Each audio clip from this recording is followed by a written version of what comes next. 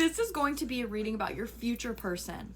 So whoever you are currently aligned to, whether this is somebody you don't know, somebody you do know, I'm going to see where both of you guys are in means of attracting each other and meeting up or being on the same page.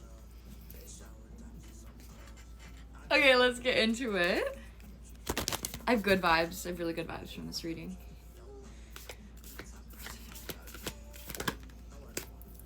Oh, ooh, okay. I feel like I should shuffle off camera. Hold on. For both of you guys, there's a really huge energy that the best you've ever had is currently in your reality. What you're used to is currently in your reality. What you want, you've never experienced before, externally. So right now, putting your energy towards treating yourself or giving to yourself the treatment that you've never had before in means of manifesting this relationship is currently incredibly difficult because it requires faith. Like on the bottom of my deck here of these oracles is literally faith, free will, and courtesy. So with faith and free will, that's the energy essentially of saying, if you believe that you deserve the connections that are currently in your life, then continue to entertain that. If you know that those connections are filling you or not filling you up or taking from your energy, ask yourself what you're not getting from those connections and if that relates to your past and how you can show up for yourself the way that you wish your dream partner would in order to manifest that same treatment. Because right now, the wound that if you consider yourself the feminine, it feels as if the wound that you're working through is somehow idolizing your past or idolizing people from your past.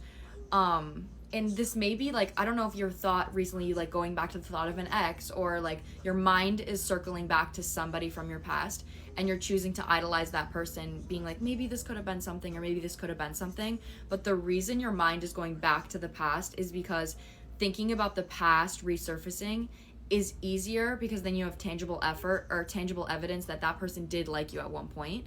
But if you completely let go of the past, you don't have anything to hold on to concerning manifesting a new relationship. So like you're holding on to the past for comfort out of a lack of faith that you have of manifesting the relationship that you actually want. You are currently working through a wound of emotional codependency. So this is essentially just saying that my emotional happiness is relying outside of myself, which puts you in an energy of waiting. I want to go back to the past right now, to this person, because then I'm in this energy of I have something in the future to look forward to, so I'm waiting. An energy of like, oh, one day someone's going to show up for me. I'm waiting. Oh, like I have a friends with benefits that doesn't treat me well, but it's a good hookup. I'm waiting. Like it's a consistent energy of choosing something that isn't giving to you, but something that is consistent in your life. That's what you want because it's coming from a father wound here. It's coming from a lack of joy being consistent in your life. So you take an instant sense of gratification emotionally, but that instant sense of gratification is something that you can go to over and over and over again, but it depletes you. Right now, you're coming out with sacrifice. Like, there's something that you need to sacrifice in this connection, and that's what I think it is this mindset of holding on to something that you know is not filling you up, but it's feeding your ego because it gives you something to look forward to. Like, that's the energy here. Whatever this is for you, take it how it resonates, but this is a mindset that they're really wanting you to transmute to become more independent within yourself in an emotional way, because right now, what you're wanting from a connection is vulnerability. So that's why they want you to show up for yourself in a vulnerable way so you can manifest that in another person. Okay, let me pull for this person now.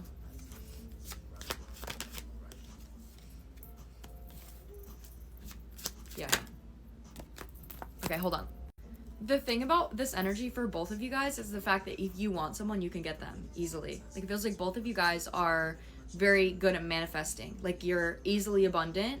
You could easily show up for yourself, or you could just be really attractive, but there is an energy here where if I want something, I can get it, but your intention when going towards that is what you're going to manifest. So it's giving me like the magician sideways. I can easily get something, but what I attract is not good, and it's kind of shitty, and it takes from me because I'm not giving to myself. Like, you're going to manifest what you're giving.